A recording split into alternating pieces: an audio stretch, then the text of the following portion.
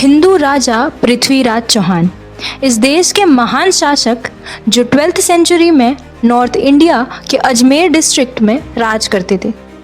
पृथ्वीराज चौहान एक ऐसे महान शासक थे जिन्होंने सुल्तान शहाबुद्दीन मोहम्मद गौरी को 17 बार हराया था। 11 वर्ष की आयु में वो राजगद्दी पर विराजमान हो गए थे। भारतीय इतिहास के सबसे महान और करेजियस वॉरियर पृथ्वीराज चौहान एक क्षत्रिय राजा थे। उनका जन्म 1166 को अजमेर के राजा सोमेश्वर चौहान और कर्पूरा देवी के यहाँ गुजरात में हुआ था। Welcome back to hustler diaries, जहाँ हर रोज एक नई कहानी और हर कहानी एक नया जज्बा। आज हम बात करने वाले हैं भारत के एक ऐसे महान शूरवीर राजपूत राजा की जिसने भारत की शान का तख्त बदल दिया। पृथ्वीराज चौहान चौहान वंश के सबसे ताकतवर और सबसे बुद्धिमान राजा।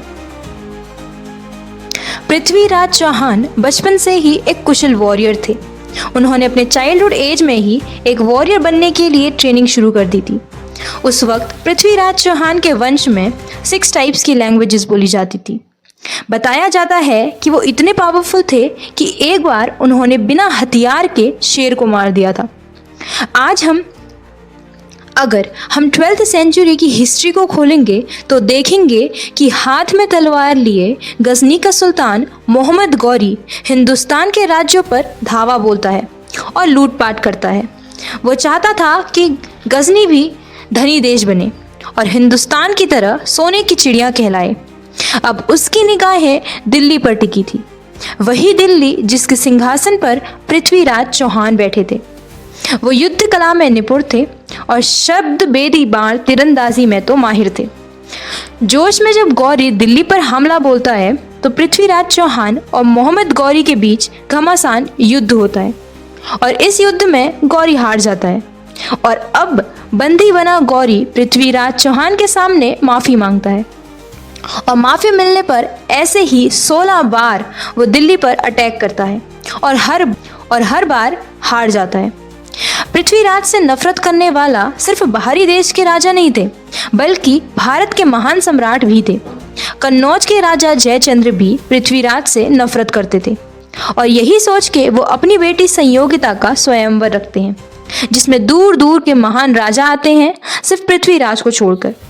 संयोगिता और पृथ्वीराज एक दूसरे से प्रेम करते थे, लेकिन दोनों राज्यों के बीच के विवादों के कारण जयचंद्र ने स्वयंवर में पृथ्वीराज को बुलाया ही नहीं। 12वीं सदी का भारत एक ऐसा समय था जहां राज्य और गद्दियां तलवार की नोक पर टिकती थी और इसी दौर में आया एक ऐसा शूरवीर जिसका नाम था राजा पृथ्वीराज चौहान, अजमेर और दिल्ली के शासक राजा, जो न केवल एक बहादुर योद्धा थे बल्कि एक न्यायप्रिय और जनतंत्र के रक्षक भी।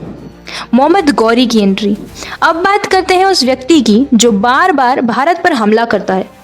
मोहम्मद गौरी, उसका सपना था हिंदुस्तान पर राज करना, पर उसके रास्ते में सबसे बड़ा दीवार बनकर खड़े थे पृथ्वीराज चौहान।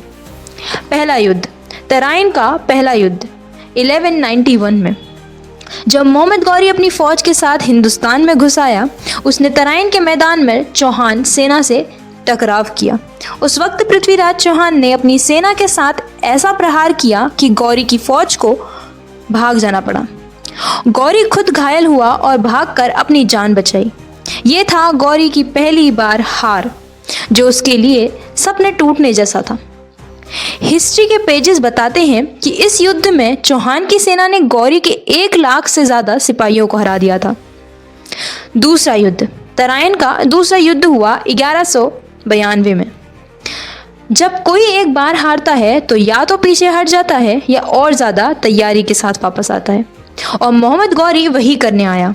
अगले साल ही उसने और बड़ी सेना के साथ भारत पर दोबारा हमला किया। इस बार गौरी ने स्ट्रेटेजी बदली। रात के अंधेरे में आक्रमण करके पृथ्वीराज की सेना को कंफ्यूज कर दिया। युद्ध का पाला बदला और दुख की बात यह है कि इस बार पृथ्वीराज चौहान को हार झेलनी पड़ी। यह था वो युद्ध जहां पे भारत ने मुस्लिम शासन की एक बड़ी शुरुआत हुई। लेकिन आज भी तराइन का पहला युद्ध हमेशा चौहान की वीरता के लिए याद किया जाता है। पृथ्वीराज चौहान और संयोगिता की प्रेम कहानी। अब जरा दिल को हल्का करते हैं और बात करते हैं एक ऐसी कहानी की जो इतिहास के पन्ने पन्ने में लिखी गई है। पृथ्वीराज चौहान और कन्नौज की राजकुमारी संयोगिता की प्रेम गाथा। संयोगिता ने एक स्वयंवर रखा था। उस स्वयंवर में कई राजकुमार बुलाए गए, लेकिन संयोगिता ने हार डाली पृथ्वीराज चौहान की प्रतिमा में। कहानी कहते हैं कि तभी पृथ्वीराज खुद वहां आए और संयोगिता को ले गए। ये था उन दोनों का प्रेम विवाह, जो एक तरफ प्रेम की शान था और दूसरी तरफ चौहान की वीरता का प्रमाण। उन्होंने दिखाया कि एक योद्धा सिर्फ तलवार से शक्तिशाली नहीं, बल्कि प्रेम और मर्यादा का भी रक्षक होता है। भारत के परचम को लहराना।